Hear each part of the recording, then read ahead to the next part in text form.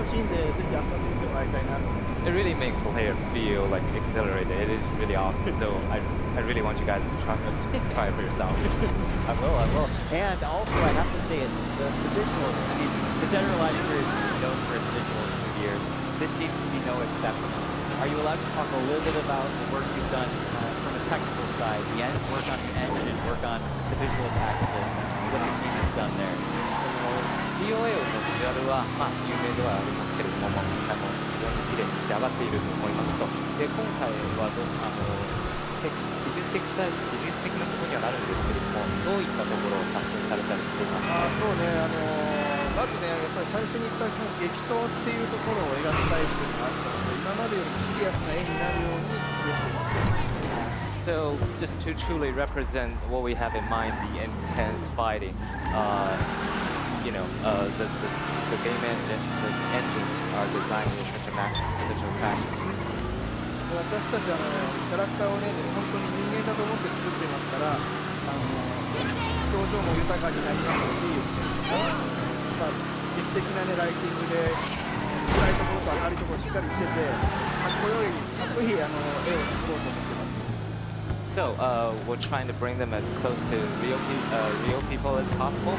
So, on one hand, the dynamic lighting that really sets a milestone for our series in lighting the darker spots and the brighter spots, and also the ライティング以外何をおっしゃってましたっけ？ライティング以外は何ておっしゃってましたっけ？ And the facial distortion when they get punched in the face. あとはこう殴った時に顔が痛そうに変わったり、その時に血で血も出ますし、傷つきますし、汚れますし、そういういろんな場面が見れるように、会社の技術部門をね、ほとんど占領して、このタイトルに集中してもらってます。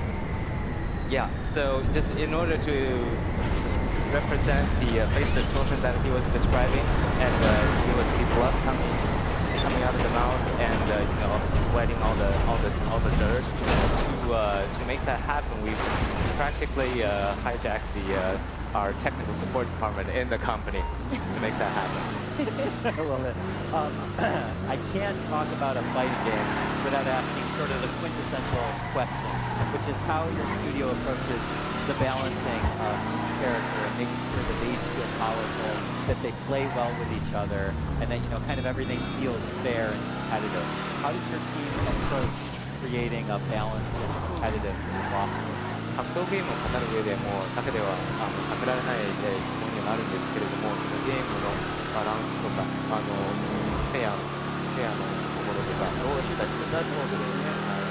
まずね、バランスの前に今回初心者に入りやすいように新しいシステムを考えましたし、そこからそれだけではなくてデッドライブのコアな部分も、核となる部分のしっかりした実装ゲームっていう部分もやっぱり作っています。それは我々のスタッフの中にもトッププレイヤーが何人もいますので、彼らにまず調整してもらって、でそれをもうちょっとカジュアルな人も遊べるようにアレンジしていくっていうのがまずやることです。Okay, so for this installment, on one hand, we wanted to appeal to the casual gamers as well, so we made it very accessible to those players. On the other hand, we retained, you know, what people are familiar with, you know, the long-term fans. The core mechanics are still intact. We do have a few world-class players on our team, so you know they're just very meticulous about how they go about, you know, adjustment and whatnot. But on the other hand, in order to appeal to the casual gamers, there are also a lot of effort put into it. でね、ただそれで作って終わりじゃなくて、格闘ゲームってお客さんの反応を見ながら見て聞いてバランス調整していくんですよ。まずね、今度8月のエボでデッドライブ6が遊べるように用意してますから、その見た皆さんに触ってもらって意見もらいたいなと思ってます。But that's not the end of the story. We need feedback from our fans to help us, you know, create a better game. Having said that, you know, we will be having playable demos for the fans who attend EVO this August. To test their reaction and get valuable feedbacks. So we hope a lot of fans can join us there. Yeah, so let's just go ahead and confirm that. First playable demo at EVO for all our fighters. Dead or Alive 6 at EVO in August, huh? Yeah. Excellent. Hopefully we have some folks in the audience that are going to go to EVO and they can get their hands on. Gentlemen, Meredith, any last questions for the crew? No, I was actually going to ask about the EVO Showdown, but you guys answered that question. They did it. Thank you. We got to it. Actually, I want to say Tom, go ahead. sorry. I want to give a shout out to our competitive fighters out in the FGC. I know that, we had a bit of a scare and many guys were worried back in NEC in December. But I hope now all of this is explained, and I can't wait to see you guys in EVO in Vegas. And 2019 is going to be very, very exciting. So can't wait to see this guys. No, thank you so much for coming. That's super fun.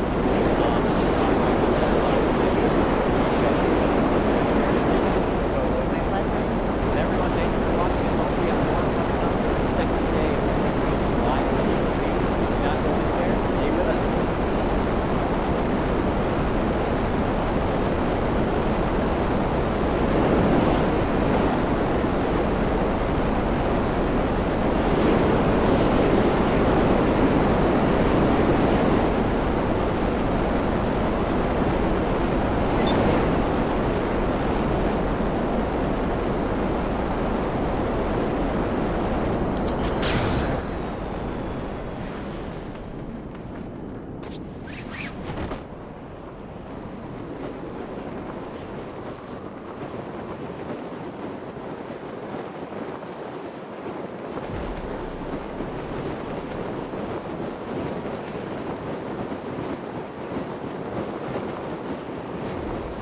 Just for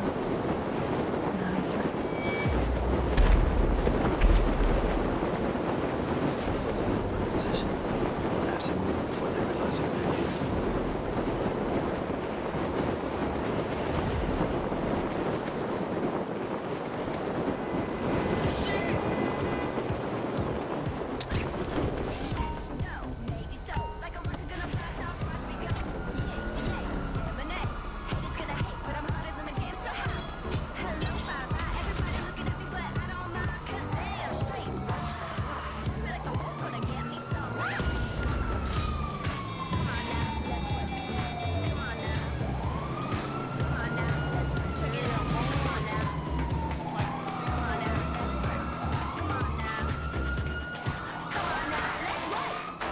If you see one of those things, you do not hesitate.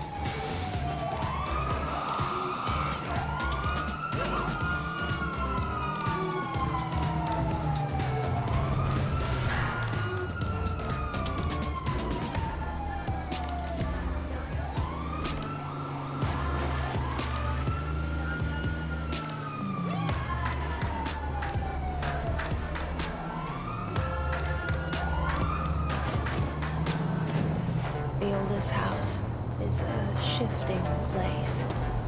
You can keep traveling deeper.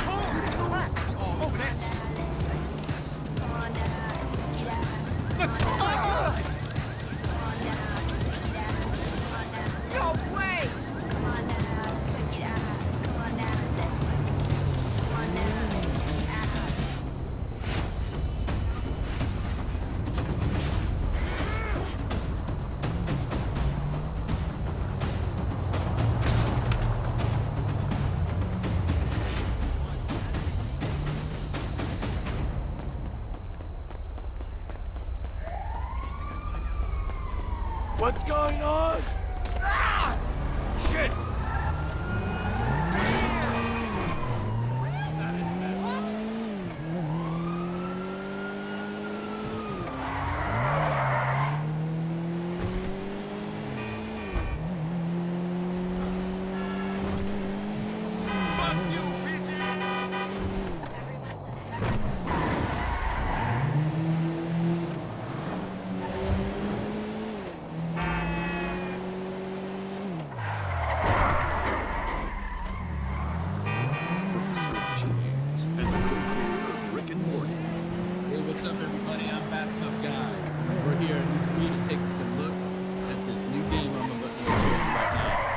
of the universe. Let's give it a look.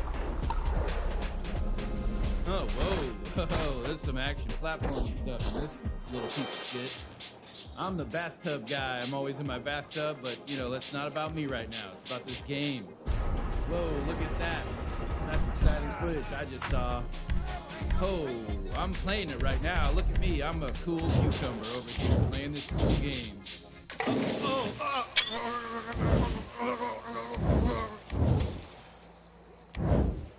Jesus Christ! Oh my God! Somebody call 711 because that's the emergency dial number for this in this weird part of the galaxy. Because this is a sci-fi based thing. Help! He's got electrocuted.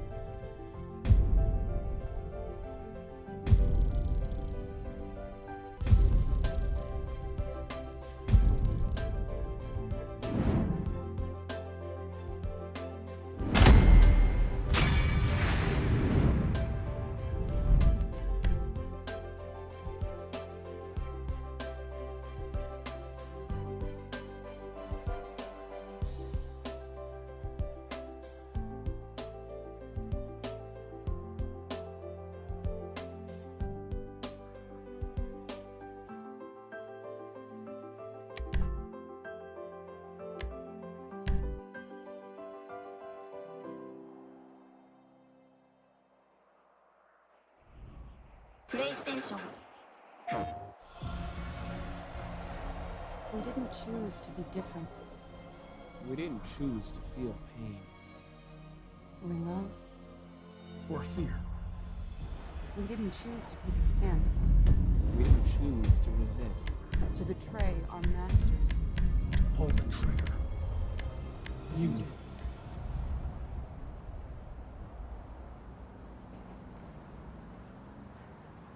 PlayStation. However you want to drop.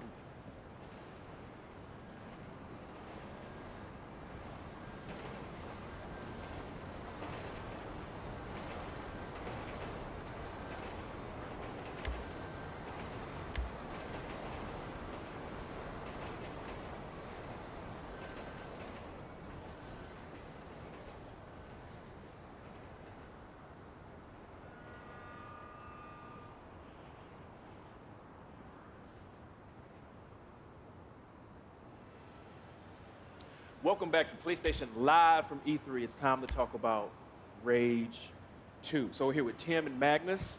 How you guys doing? Great. It's great. It's great to be here. So what's really interesting about Rage 2 is that this is like a combination of two studios between Avalanche and id Software. Can you talk about that a little bit? Yes. So id Software, we are known for first-person shooters, Doom, Quake, Wolfenstein. And Avalanche Studios, of course, known for open-world chaos games. So we've always admired Avalanche Studios. So to have the opportunity to work together to bring that true id Software first-person combat to a real open-world game has been a dream come true. Yeah, you can really feel that id influence on the combat. A lot of comparisons have been made since the trailer come out, saying, "Wow, this feels like open world Doom. It looks awesome." And then obviously you have Avalanche with the expertise in the driving mechanics from Mad Max, and it looks like you're bringing that in. You talked about if you can see it, you can drive it. How crazy is it to try and put these ambitious mechanics together? How difficult has that been? No, I think it's been surprisingly smooth.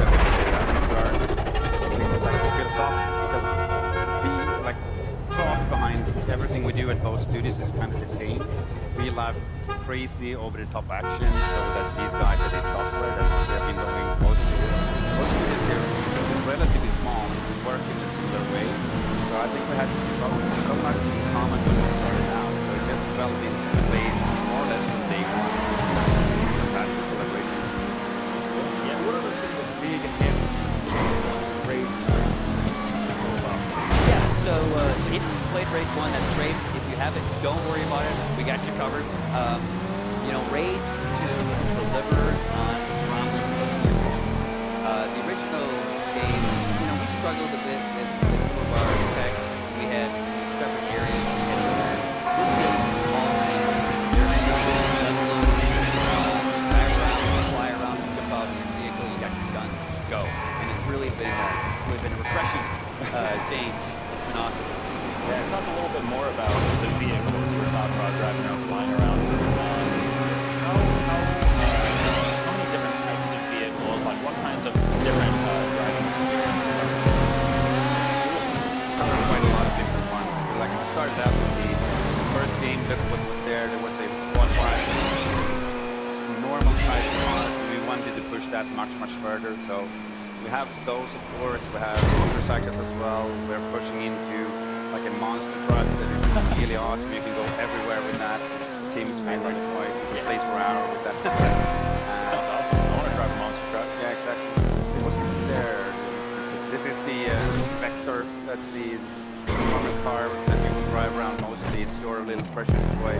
You have a number of vehicles that are kind of your basic ones, but everything is drivable. As you said, you see. Is it like different types of weapons on different vehicles? Exactly. So, different. You see the Goon Squad vehicles over there. You can steal those out in the world and have a different weaponry than you have on your weapon or your car as well.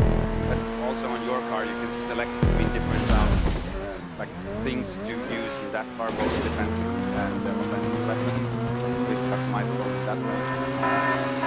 And a lot of explosions going on in the vehicle combat. We love that stuff. So how fun has it been designing this game for the picture of chaos? What you saw in the down incredibly.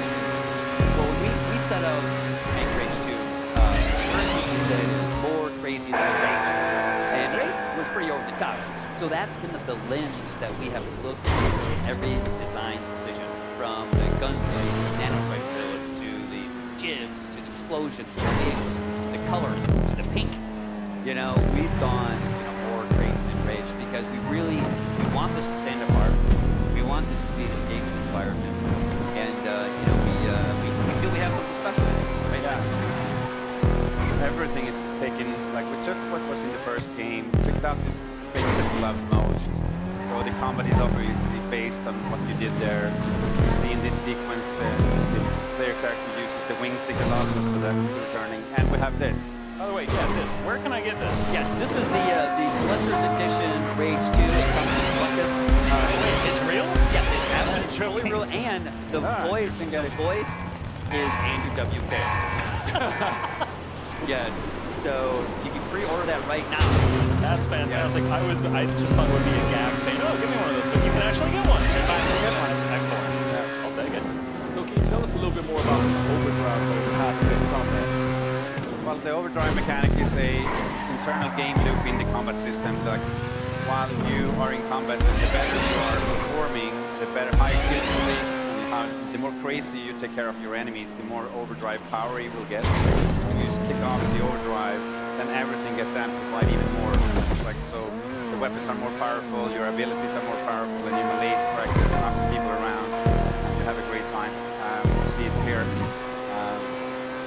And then, like, you can, if you get really good at the game, as you will after a while playing it, like, you can almost, like, use that to just keep it going. Like, our lead game designer is like strange. When you look at him, it's just almost shaking them together. He's so good at it. I think that player can learn to use in a good way. We saw some really crazy like combo attacks and different weird weapons in here, like some kind of weird anti-grav grenade that throw and lifts everyone up in the air, and then you can shoot them. Like, what kinds of other crazy stuff are you doing? So one of the big new things in Rage 2 are the nanofighter abilities. In the original Rage, you basically just revive yourself, but we've expanded that to really be an integral part of the combat. So one of the great things about Rage 2, what Magnus was talking about, is that you can combo these things. You can throw a guy up in the air, ground slam, shatter him before he gets the ground. And that intensity and that combo fighting really gives it a unique and over-the-top. Is it a situation where, like, you build up your overdrive faster if you combo moves together? Yeah, awesome. yes. Right, so what can you tell us about Walker, the guy who you're playing at Rage 2? So Walker is a new hero, not Rage 1. Unlike other id Software games, Walker has a voice. He talks. And so Walker will fill in the backstory. He'll give you context to what's going on. He has his own journey that he is on, and that helps you to build more likable, relatable characters.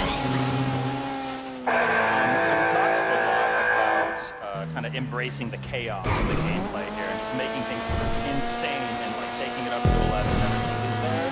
Is there a line that you guys ever hit where you're like, it's too crazy, let's scale it back a little bit? We're trying. But, trying to find that line. The harder we push, the more fun we think it is. So we just keep going. Let's push it even further. And until now, neither me or Jim have said, nope, that's too crazy. So. Yes. Good answer. We'll take it until the game breaks. Yeah. And then we'll say, is it really bad if the game broke? Can we make it so the game doesn't break? Speaking of that, are you guys like making things crazy and like, pushing it to 11? Are you guys doing anything interesting with PlayStation 4 Pro? Yes, so if you have a PlayStation 4 Pro, I encourage you to get one of those. And then it runs at 60 hertz, and that is our fastest platform there. There we go. So yes, definitely play it on the PS4 Pro. Fantastic. That's fantastic. One last thing before we go that you'd like everybody to know about Rage 2. Yeah, so it comes out in the spring of next year. It really is a marriage of two great studios that have brought years and years of experience together to make something truly unique. Yeah, absolutely. It is as you said in the beginning, if it styles hardcore combat within a Avalanche Studios open world. In my mind, it's just a unique combination of two studios' skill set that forms a experience I haven't seen before. I'm ready. I'm ready to rage. I'm ready. Ready to rage. Thank you guys so much for telling us more about Rage 2. Our pleasure. And, perfect. And we'll be back live from PlayStation at E3 in a minute. Stay tuned.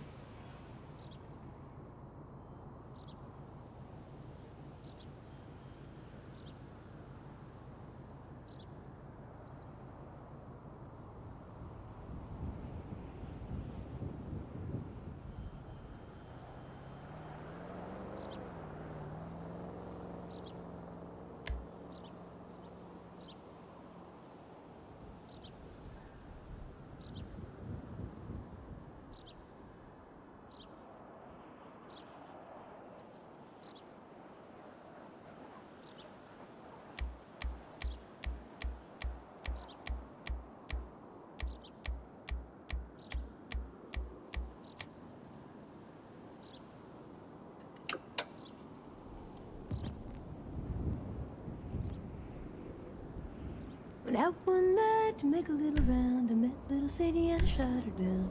Went back home, jumped into bed. 44 pistol under my head.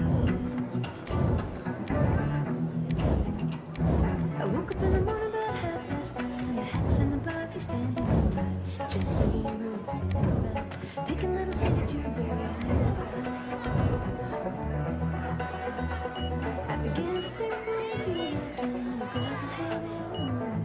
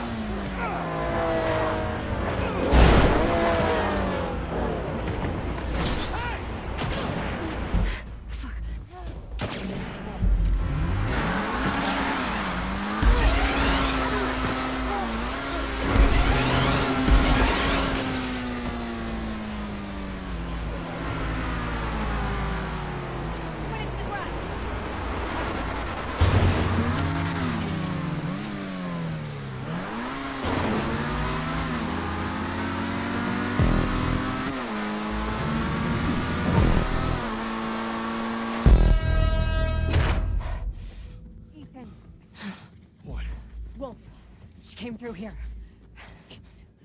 Double back. Go.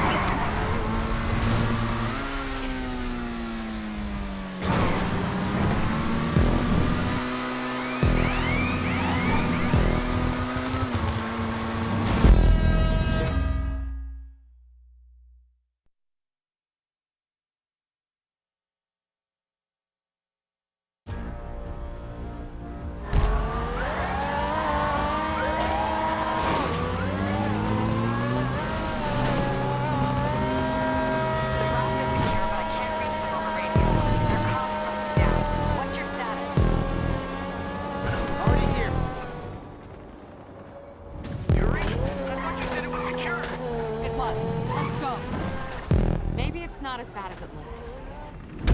Love the optimism. But in my experience, when it looks bad, it's usually worse. Look out! Yuri! I'm slipping! Gotcha. Hold on!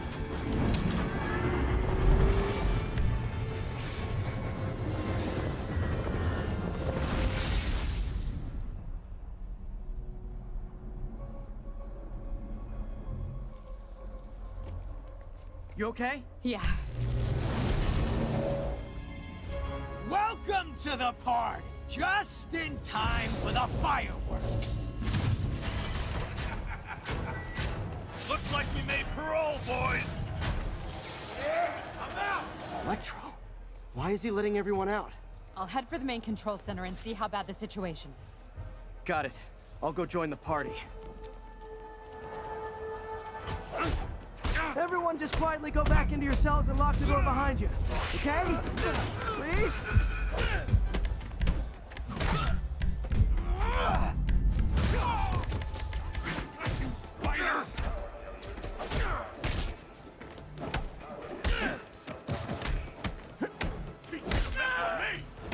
Get him down here! Incoming! Like fish in a barrel. That doesn't sound good.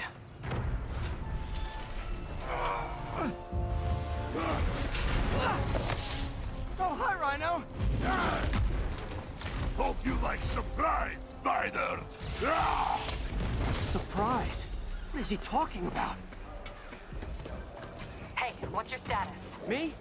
Just trapped in a prison with every criminal I've put away in the last 8 years. No biggie. Electro must be working for someone. This is too good to be true. Scorpion, can you hold on a minute? I was in the middle of a phone call and it was business. Ah!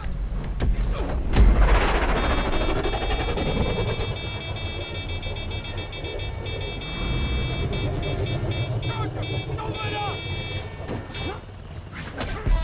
Lost you for a second there. You okay? Not really. Electro, Rhino, and now Scorpion are all on the loose. What's going on in the rest of the prison?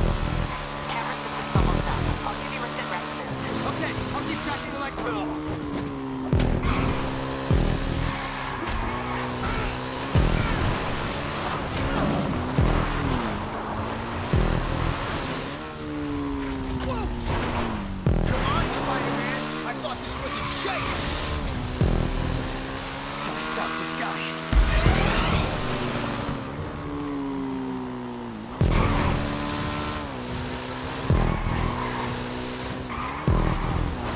Tell me who you're working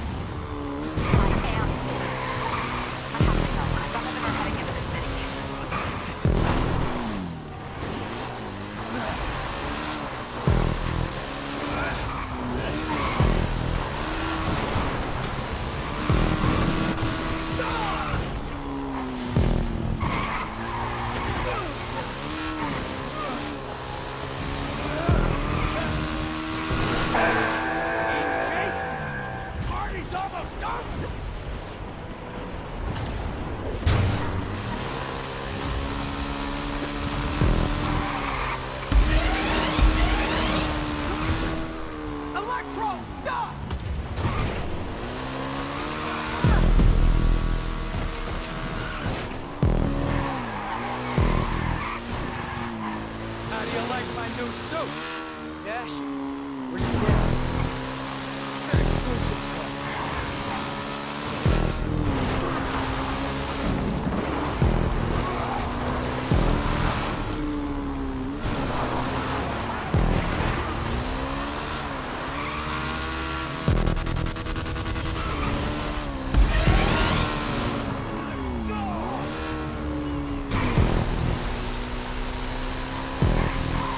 Remember, he said not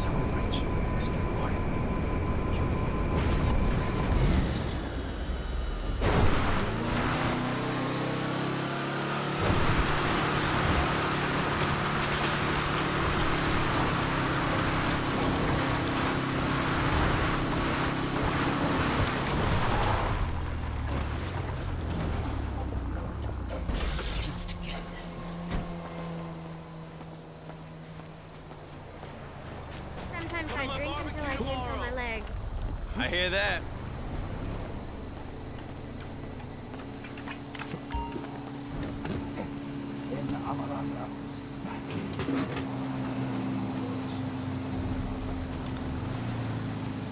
How are things? There's something so goddamn beautiful about a toothless hooker. Am I right? Am I okay? You're dead! Oh, God! I don't want to die!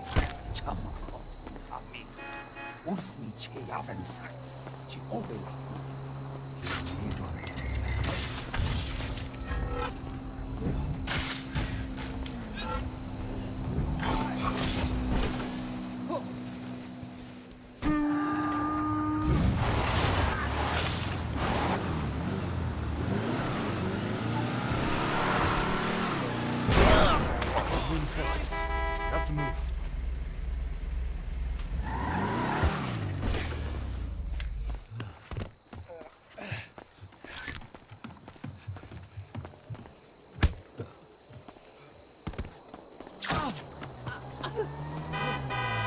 Masako! Stand aside, Jim. Trade my Run!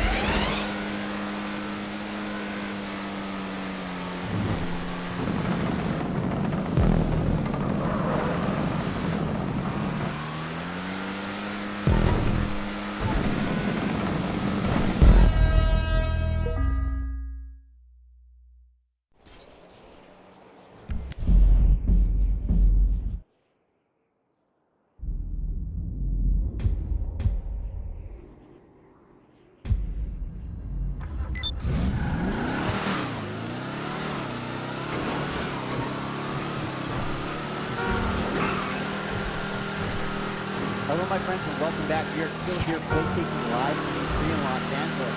Tonight, some very special guests on the stage with us talking about 11/11 memories from Cole Yoen, and also Elijah Wood, who fans may recognize from certain cinematic events. Cinematic event? Yeah. It's so good to have both of you, Meredith, on stage as well.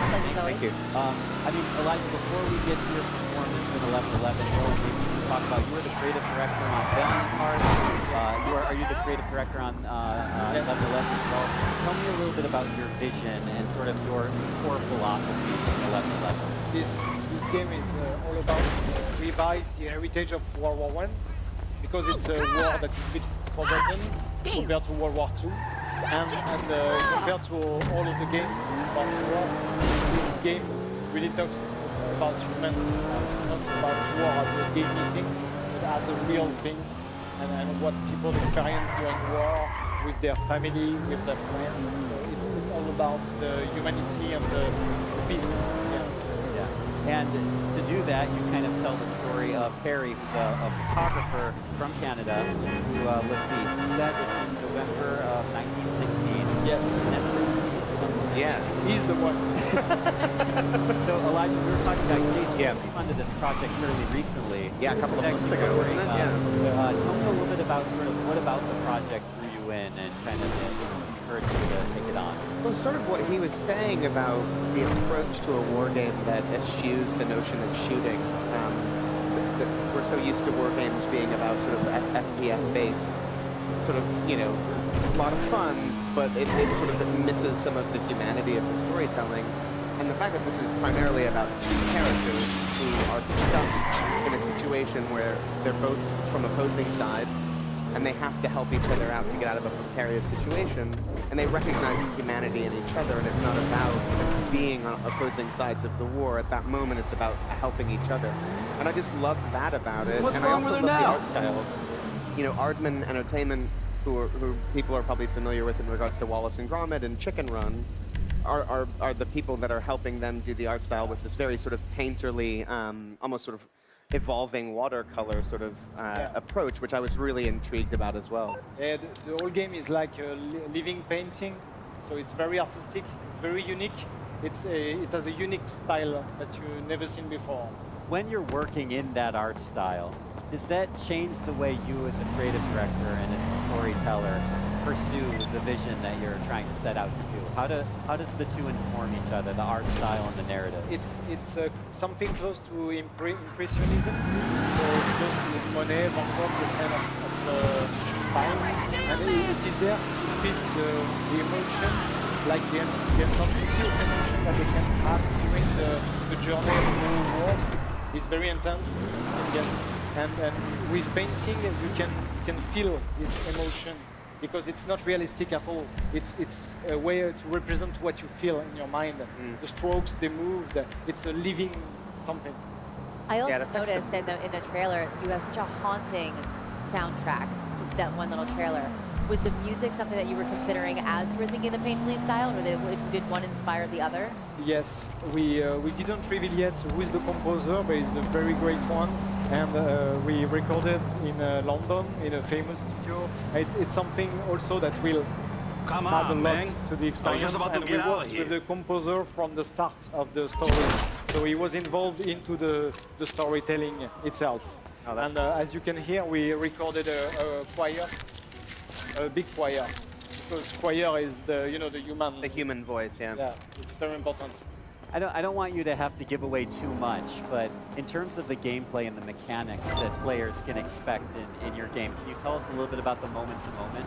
So it's a narrative game, so it's all about the choices that you can take during the journey. For example, at a certain moment, Harry is on the battlefield in Passchendaele. It's a city in Belgium, and there was a big battle in Passchendaele, and you have a lot of wounded on the floor. And you have to choose as a player, as Harry, you have to choose, like, my job is to take pictures of that. He's an official photographer.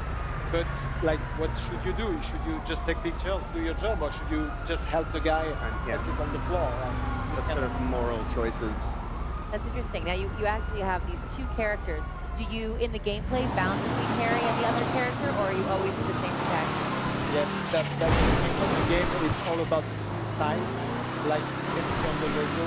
And on one side is Harry, on the other side is Kurt, the German, that is an engineer doing technical stuff on the phone. And both of them have a weapon. Harry has a camera and Kurt has a wired group. Elijah, I was wondering if you could speak to the fact that, I mean, in your career as an actor, you've done such physically expressive work. And in voice, I mean, you're kind of exercising a whole different set of skills. But I'm wondering kind of how you adapt, how you leverage different techniques, and where your acting comes from for this role. Well, voices, I mean, in some ways it's really freeing because you're not having to consider yourself physically. It's all your voice. I suppose the challenge, to your point, comes in if there is physicality within the context of what the character is going through, trying to express that in front of a microphone without being able to physically move is its own kind of challenge. But I really love it, and you know the game and the scenarios are so evocative, and they were so wonderful in terms of describing the sequences, and I saw some of the footage as well. All of that kind of helps to paint a really clear picture of what's necessary from the character at any given stage. I just love it. We recorded over the course of 2 days absolutely everything. It was kind of a marathon. Oh yeah, that was very easy in fact because Elijah is a gamer, so it's more easy to understand like, okay, this line is weird, but it's a video game, so you have to explain something to the player, and you have to repeat it, many times with variation. And for Elijah, it was very easy because as a gamer, you totally understand why you have to repeat that line again and again. Yeah. So it's very funny. Yeah, these are reaction lines, these are lines of dialogue, this is narration, but being a gamer, all that stuff is pretty familiar. And you don't have to go through wardrobe or makeup. Are there certain games that really inspired you? I'm sorry? Are there certain video games that just inspired you? Voice actors? Not really. I mean, as it pertains to this particular character, it was really just the script that they had written. You know, the sort of innocence of this character, it was all very clear where he was coming from, and ultimately how the war and the experience changed him. And I was just trying to add as much realistic emotion to that sort of experience. That's very well. Cool. Elijah, and I think it's great that, you know, a professional actor, sometimes like people like myself don't often you play video games just for fun. Right. You do. Yeah. And I was just wondering, like, kind of what do they mean to you? Like, what draws you to them? What are the things that resonate with you the most? I mean, probably character and story. I think, you know, obviously I play all kinds of games that don't necessarily rely on those things. But, you know, something like The Last of Us, that elicits emotional responses, and that's sort of to me, the height of video games in terms of what they're capable of doing is sort of similar to film. It can actually draw you in, and you feel like you're a part of a sort of cinematic experience, and you're really paying attention to characters. And I love those kinds of games. Yoann, before I let you go, if you could convey one thing about your game to our audience here today and kind of your hopes for it, what would it be? I think it's all about the ending because it's called 11:11 and it finishes at 11 a.m.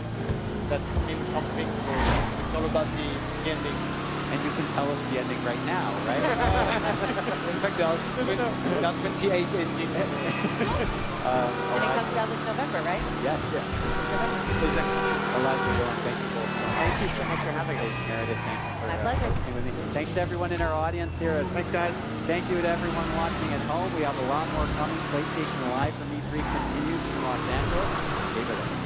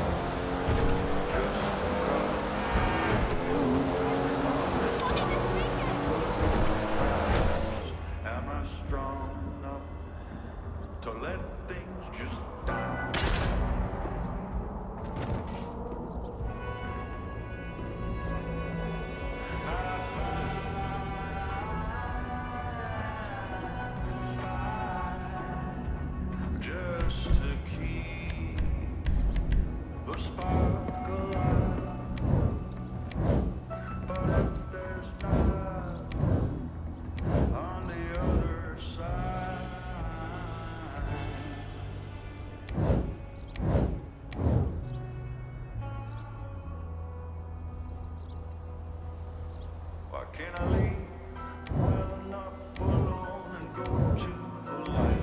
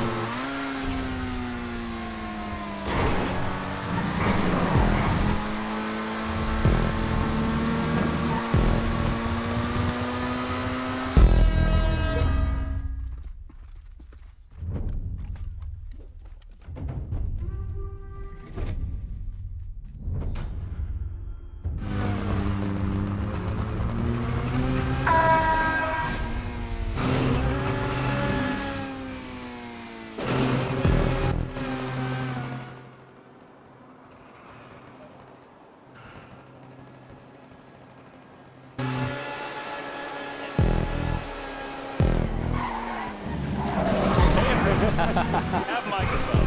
There it goes. Welcome back, everybody. Justin and Ryan here, along with Jason Connell, art director at Sucker Punch Productions, to talk about Ghost of Tsushima, which is, holy cow, man. Let me just say, this is one of the most impressive things I've seen this year at E3. Congratulations on the reception to it, on creating this incredible thing. I think today we're going to do something a little different. We're going to do a deep dive into the world of Ghost of Tsushima. That's right. So we have a few shots that we're going to queue up here. What I'd like is for you to just kind of walk us through what we're seeing. Talk to us about some of the artistic techniques and some of the technical tricks that you're using to make this game look so incredible. Yeah, absolutely. Is that cool? Yeah. All right, awesome. let's queue up the first shot and let's get in there. You have to do it in a quick amount of time, right? Yeah. You have to explain your entire process.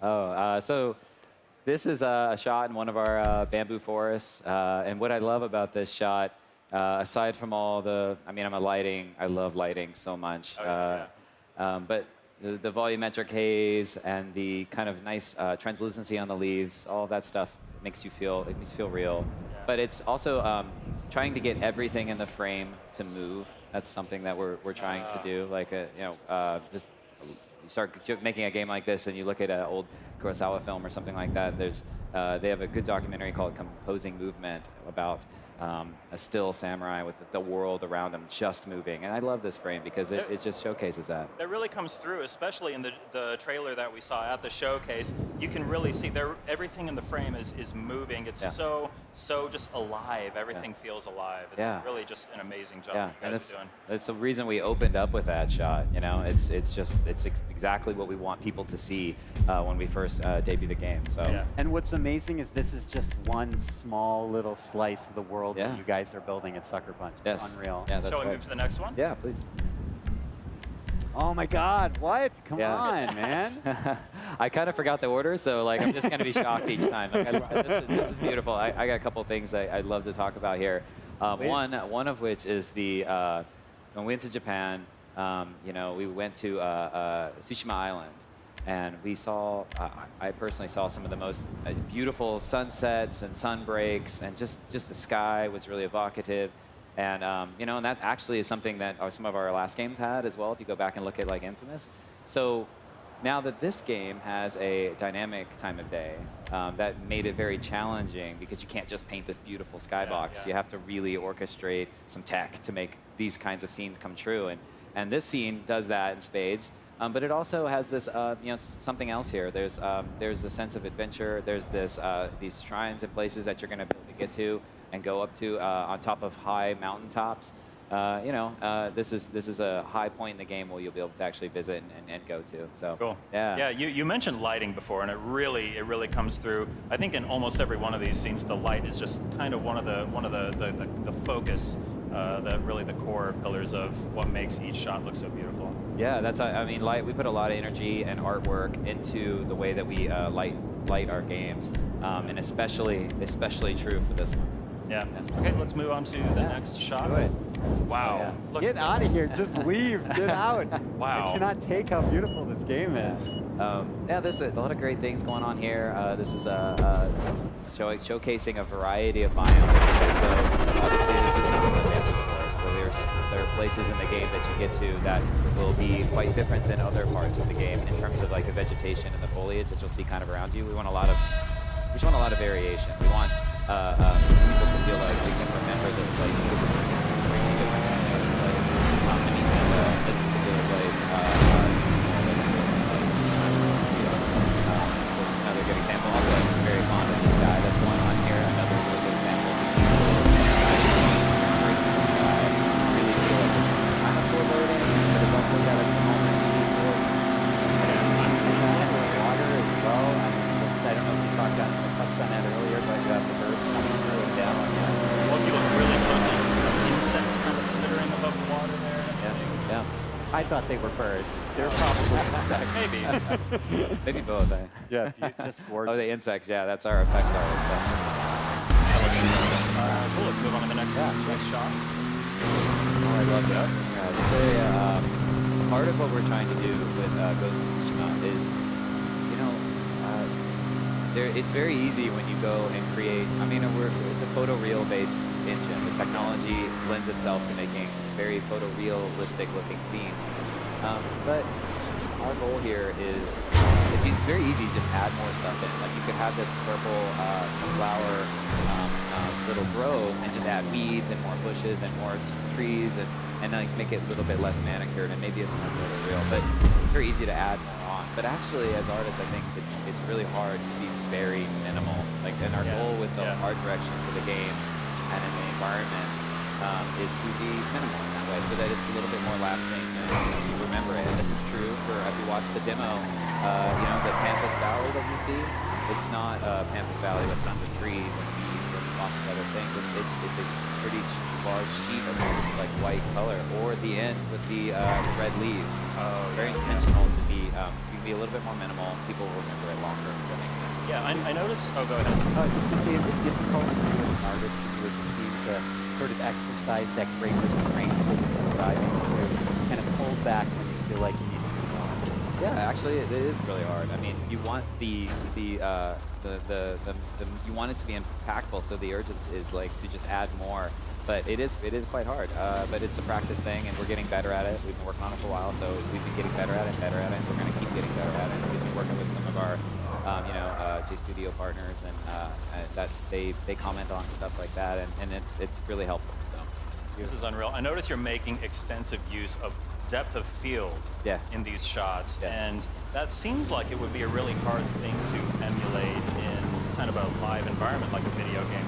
What's it like implementing depth of field into the game and into these shots? Yeah, so these shots are taken in our world at real locations, and you know, we spruce them up with our cutscene kind of for a little bit. But like, for example, you don't want to be just running around the world with depth of field on all the time. It's pretty. I've done it. Yeah. But you know, there are areas that you can do it, and it makes it look really amazing. Like in the duel, we know you're in this mode, and you're fighting. You're in this thing where you're fighting with another person, and we can do some really subtle tricks with the camera to make the scene feel more powerful. Add a little depth of field on it. At the beginning of the duel, you know, the camera starts a little higher up, and that's not a very dramatic shot. But as the duel goes on longer and longer and longer, it's not rotating all over the place. You have full control over it, but you just slowly pull the camera down a little bit so it's more on the plane. It's way more impactful. It's another area where I think you probably need to practice restraint, because when I was first learning how to take photos, I do some photography stuff on the side. I was always tempted to just crank the depth of field, just destroy the background all the time. But it's a little better if you kind of like find the right balance there, right? My team keeps me in check. I am the environment art lead right there. But yeah, so it's a thing. I do it all the time. So cool. I think we have a couple more shots here. Let's move on. Here we go. Yeah. So this, you know, the game is about an invading army. You know, the Mongols invaded, and so they all have places and locations in the world. And it's a little, you know, we chose to do this one at night in the dynamic time of day, you know, and put it here at night, just to showcase that throughout the world, it's not just. Our goal is to have this sharp, beautiful imagery, like this really just lush landscape of places that, you know, hopefully people will want to go see, right? And remember, in high contrast with areas of more death, you know, a little bit more terror, and a little bit more, combat, things like that. Beautiful. Cool. I'm like spellbound. Yeah, I'm just like looking at all these shots. I stare at this giant screen back there. It looks really good on. Yeah, no, I keep staring over here. Thank you. I do have, you know, I don't want to get too far away from the world building that you guys are working on, but I'm actually personally curious if you can speak to this. Yeah. If not, no problem. You know, creating framed, beautiful moments is so important in your game, but you also want to have give the player control, be able to navigate the environment. Yeah. Is there a way to kind of balance out enabling player control and kind of direction of the scene, but still preserve the artistic vision that you have? Yeah, it's something that I think we work on a lot. I mean, if you've ever played a Sucker Punch game, they are very fluid. And that means you have to spend time on camera and controls and all that. So while we have this incredibly ambitious, you know, artistic goal, cinematic goal, we have to make sure that it's, you know, marries very well with the gameplay, and that means you have to spend a lot of time iterating. So just for the horse ride, we put that horse ride in there for a lot of reasons in the trailer. One of which is just, I think it's just beautiful. But and we want to show traversal and all that. But that one, for example, you don't just get for free. Like, it was a lot of iterations on the exact camera angle and how the camera works. I mean, if anyone's ever worked on a camera settings for a horse, it's extremely hard. Like, how much do you have it, you know, rock and rotate? If you can do a lot, and then suddenly you get sick or something, or you can't see the horizon. You put depth of field on and motion blur, and it's great when you look at it, but if you're playing, it's like maybe you don't see in your peripheral. So it's a lot of teams, gameplay teams, and you know, cinematography folks working together to make sure that those scenes are maximally beautiful but extremely functional. Yeah, it's interesting. We're at a stage in video games where you kind of need to have like a director of photography working on these games as well. Yeah. And we have like a, you know, myself works on it, but with Billy here, I think I've got a chance to talk to him yet, but he as well. Like, there's a couple of people here that are, you know, Nate cares a lot about camera, and especially game camera. He's really good at it. So we have quite a team that, you know, kind of hit it from a bunch of different angles. Great. Just I think, all the more reason to be excited about Ghost of Tsushima. Oh, absolutely. Let's move on to what I think is our final shot. There we go. Yeah, so this is the dock right up front there. But this is another one that I think, you know, showcases that this is a harsh grind. You know, it's not just a walk through the beautiful purple flower area. There's a lot of adventure, and there's a lot of, just exploring this world that we're crafting. But there is a reason that you're the hero in this story, because there's been a lot of destruction, and you're trying to save the people of this land. So we want to show this off as well. Yeah, I mean, look at everything that's happening in this shot. You've got obviously everything on fire, but you've got all these tiny particles, the little embers coming out, not to mention the incredibly blurred foreground. Everything, I mean, there's attention to detail there. Everything is still moving there. How many layers are there here? How insane is this to try and put together from an art direction standpoint? Yeah, you know, it's I think that some of the harder things is you know, we don't have a very large team. We have a decent sized team, but you know, we have 2 effects artists, and they have to split the entire world up, ranging from, you know, if you roll around on the ground, you get mud slopped up all over you, and so if you roll a bunch of times, you'll just be caked in mud, because it's really important to us in creating all these locations and these places. And from an environment and art direction and creative direction, we want you, Samurai, to feel like you're in the world. So rolling around in it, reflecting on you, that's effects. Blood, if you saw the trailer, we have there's a lot of blood, so that's effects. Not to mention smoke and clouds and skies, and you know, things like those dragonflies and birds and fire and ember. It's a lot of work. So we work really closely with the lighting team, the effects team, and the environment team to create, you know, these kinds of scenarios. It's incredible how much has to come together to make something like this happen. Yeah, one of the hardest things is actually, I said it earlier, but just kind of recap it again, because I think it's so important to the genre that it's been. Having everything that can make it is the goal for us. It's a very ambitious goal for us at the very beginning. And, you know, we're achieving it, like,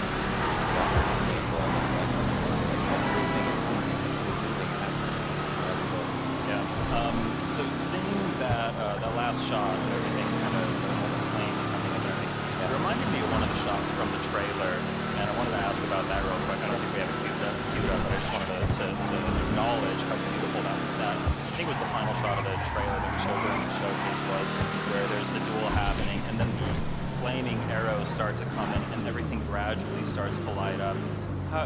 Where did that come from? It seems so inspired. It's so beautiful. You think that you're seeing something incredible, and then it just goes even further. Yeah.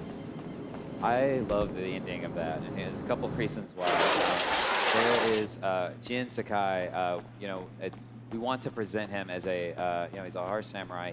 He can hold his own, but he's also knows that he can't do this without help of other people. So it's a little different. He is a little bit different than the average samurai, and that's actually really important to his growth as a character, because eventually he will become the Ghost of Tsushima, and that starts with him being a little bit more compassionate in a moment where you may have normally seen somebody kill somebody. So our goal there was, how do we build the drama, not in the favor of compassion, but in the opposite direction? Fire, you know, people right around the corner on them, and he still takes his time and isn't just say, here, yelling at her or anything like that. He's like, no, you know, like, I need your help. Yeah. And that was the inspiration for that. Yeah. So it's no secret that you did a lot of research when you were preparing for this game. Lots of travel, lots of on-location work. When you were doing all this research, how faithful did you decide to be to the real-world locations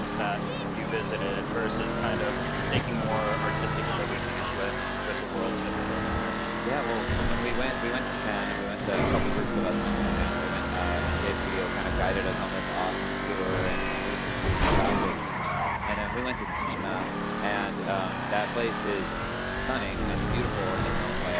And it's like 87% like deep, thick forest. Like you can't even go through it, you can ride a horse through it.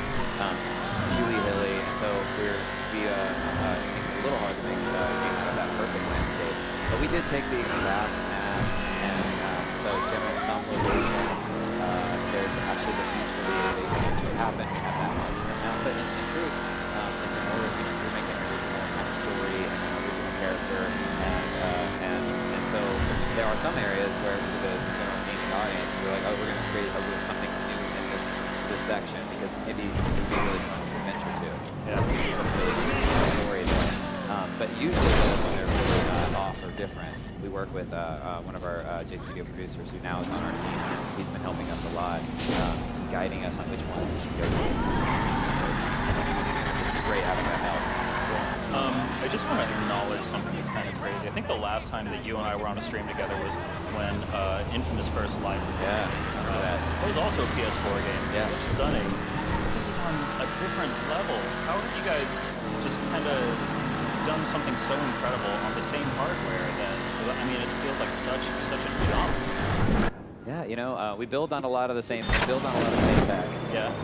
But I think one of the things that we are doing, and especially is very prevalent in this demo, is really taking the time to give you the moments that need time, right? Like, so the opening shot, we don't just jump to it. Like, hero face, let's go. Like, no, we're going to play our composer, who's a Japanese composer, Shigeru Umebayashi is our composer. Give that time up front. That is exceptionally important to showcase the beauty of the environment. And it's amazing, like, just giving it a little bit extra time makes people appreciate other things more. You know, like when you finally get to the moment where you do the EI strike and you kill the guy in one hit. If you just like rolled in there and started hitting guys, I mean, it would be cool because I think our game is fun. But it's so much more impactful to just let everything breathe and everybody kind of sizes each other up and just let the world sit for a second. That type of art direction, that type of creative direction, I think helps make the. I totally agree. The visuals as well. Yeah, absolutely. Well, I mean, this really is just one of the most stunning games I've ever seen or ever really. So kudos to you and the whole team at Ghost of Tsushima. It is coming to PlayStation 4. Thank you so much. Thank you so much. That's Ghost of Tsushima. It's coming to PlayStation 4 at some point in the future. So stay tuned. PlayStation Live from E3 2018 will return. We've got a lot more coming up.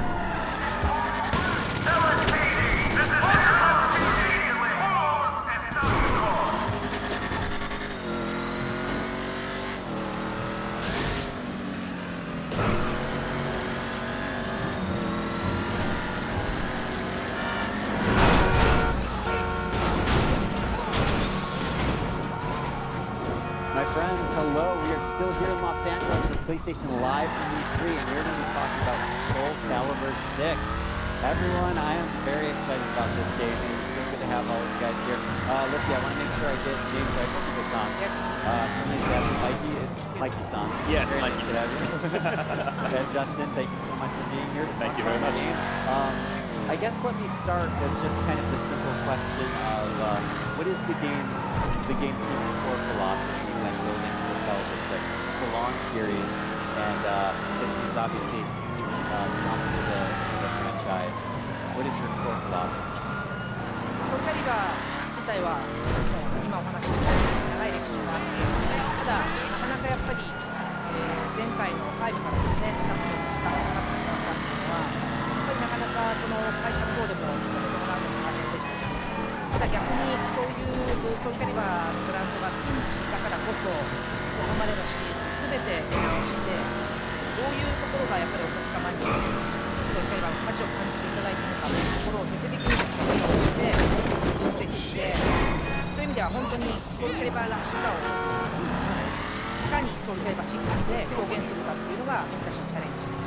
Well, I think as you mentioned that we are dealing with a very long legacy here with the Soul Calibur franchise, and there was some internal, I don't know if struggle is the right word, but a little politics on the inside where there wasn't the right climate as a company to be releasing a Soul Calibur. So it's been a while since Soul Calibur 5, but what we did is we really just revisited all the past Soul Caliburs and really tried to boil it down to the essence of what we felt made Soul Calibur amazing and why it has such a large fan base right now, and really just condense that and put it all into Soul Calibur 6. Tell us a little bit about what's new in this particular chapter of Soul Calibur 6, because as you said, long-running series, I'm sure fans are excited about what's next. E3 中に公開させていただいた、まずストーリーモードをこれ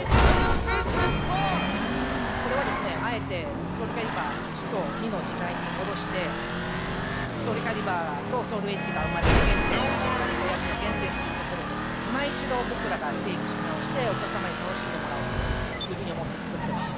過去のシリーズの中でも最大級のボリュームで1人のくらいのさせてますので、ぜひそこは楽しみにしてください。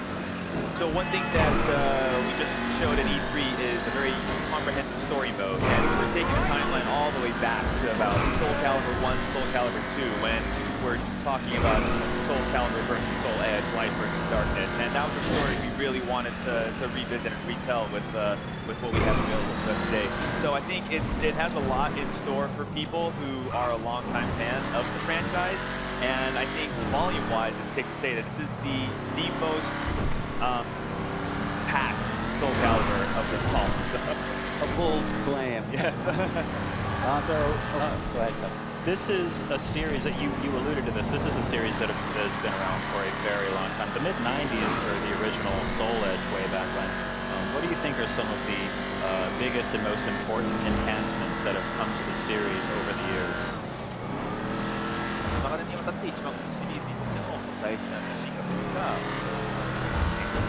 ソウルキャリバー自体はおっしゃる通り長い歴史をあって、その中でも剣を持った戦いっていうのはシリーズを重ねるごとにいろいろと変化していると思います。で、このソウルキャリバー6においてソウルキャリバーらしさとして僕たちが一番気にしたことは、剣を持って憧れの武器を持ってそれを振り回す楽しさ、それからヘイトウェイランに該当されるようにリングの中を自由に3D空間を自由に動き回れる楽しさ、ここがソウルキャリバーがソウルキャリバーからゆえんですし、ソウルキャリバー6でとても大事にしたい。I think over the years we really emphasized the idea that this is a fighting game in which weapons are kind of the star. Like we're dealing with all kinds of swords, various types of weapons, and we really wanted to make taking up that weapon that you might have always wanted to try, but obviously don't have the ability to in real life, and just making it really satisfying when swinging this weapon, giving the player the freedom to move around in space. That, I think, has been a very essential part of the Soul Calibur experience. So again, we tried to put all of that into Soul Calibur 6. Yeah. Right.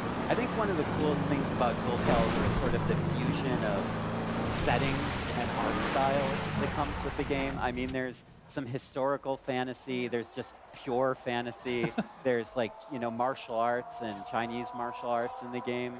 What are the things that inspires your team from all these different genres, and how do those all kind of come together in Soul Calibur? やっぱりソウルキャリバーの世界観としては当然さっきも話したようにソウルキャリバーとソウルエッジで、これが光と暗闇、それから善対悪、そこの世界観がやっぱり一番コアにあって、そこからそのソウルキャリバーらしい世界観というのを長年作ってきたんで、やっぱりそこは今までの延長線上しっかりとお客様に楽しめるものを作ろうというところもありますし、今お話のあった武器に関してはやっぱり、憧れの武器が例えば博物館とかに行ってこう古い武器とかが飾ってあるとなんか手に取ってこう振り回したくなると思うんですよね。でそういう武器を取り込んでいってそれをソウルカリバーらしい格闘にいかに落とし込んでいくかっていうのが今までやってきたソウルカリバー6でもやってきた。I think it's interesting you mentioned the very small settings, because that is a very important aspect, I think, of the entire Soul Calibur franchise. And of course, we're at the very beginning there was Soul Calibur and Soul Edge, light versus darkness, weapons, good and evil, you can call it whatever you want. But I think at the essence of it all is the idea of a weapon. And I think in many ways the weapon has kind of driven a lot of what we see in the evolution of Soul Calibur. We started adding to the world in order to really just give these weapons a stage and time. We walk through the museum and see this weapon from, what era or, we want to pick it up and swing it. We are, which we not recommend, but we are the medium through which we can do that, is how I see it. Safely from the comfort of your own home. Exactly. Yeah. I love to just like poke that pole. That's the beauty of the game, right? Yeah, of course. And before I let you guys go, I'm just curious, specific mechanics, fighting mechanics that have changed in Soul Calibur 6. Is there anything you can share with us today? まず初心者の初めて手にするお客様がですねすぐに楽しんでいただけるようにまず覚えていただきたいシステムとしてはリバーサルエッジというシステムを持ってます。でこれを発動させると3組のじゃんけんの仕組みで、相手がどんなに上手いお客様でも一度はその相手との揉み合い駆け引きができるという仕組みになっています。で当然これにはリスクはつけてあるのでどんどん上手くなるとリバーサルエッジを使うシーンっていうのが減っていくとは思うんですけどもリバーサルエッジを通じてソウルカリバーの横切りもしくは横移動っていうシステムが自然に理解できるような形になっているので、本当にソウルカリバーこれまで遊んだことないお客様に関してはリバーサルエッジっていう新しいシステムからまず入っていただければなと思います。There is a very new and kind of challenging mechanic called reversal edge, and what this does is it allows the player to parry the opponent's attack and go into this rock paper scissors kind of three-way guessing mechanic. And it's what it allows very beginning players. I think it's safe to say that if the player is very experienced, 9 times out of 10 they're just going to land slide as a beginner, and that's not a very fun experience for the beginner. So what this allows you to do is, even though you might lose the match, it'll give you that one chance to feel like you're on the same stage, the same platform as an experienced player. And I think as players get better and better at Soul Calibur, use this mechanic less and less, because there is a reward that kind of diminishes. But having said that, it's a very good way for players to understand the basics of vertical slash and the horizontal slash and adaptive slide and how those all interact with each other on a larger scale throughout the game and not just in the context of reversal edge. Go ahead, Ben. Quick shout out, by the way, for my boy Kalik. Any Kalik players out here? I love it. Okuba-san, before I let you go, obviously there are some Soul Calibur fans in the room and watching at home. Do you have any messages for the Soul Calibur community before Soul Calibur 6 comes out? 最初に、ソウルカリバー6をアナウンスさせていただいて2018年に発売させていただくということをお伝えしたんですけれどもようやく発売日を発表することができました、10月19日にレーバルローンチさせていただきます非常に他のゲームタイトルもいっぱい出るマニアックなんですけれども、本当に僕たちとしては最終最後まで調整を続けていいものをお客さんに出したいということでこの発売日にさせていただきました、少しお待たせしてしまったんですけども逆に正々堂々と自信を持って発売できるようになりましたのでぜひ遊んでいただければなと思います。 Well, since our announcement of the game, we committed to a 2018 release date, and it's the 20th anniversary of Soul Calibur, so I think it's very appropriate in that regard. But really, I know it's coming out on October 19th on the PlayStation, so please check that out. But in that regard, we it's gonna be a little crowded. I understand it's holiday season, but I negotiated with my bosses and said, look, we want to polish this for as long as possible. So we have created something that I can be very proud of. I'm very confident to put this out in the world, and I hope you all enjoy it. Awesome. Okubo-san, Mikey, thank you both so much for joining me and talking about Soul Calibur 6 coming to PS4. And Justin, thank you as well. And everyone, thank you for watching here and at home. We have more coming. PlayStation Live from E3 is going to continue in just a couple minutes. And until then, we will see you soon. Don't go anywhere. Stay with us.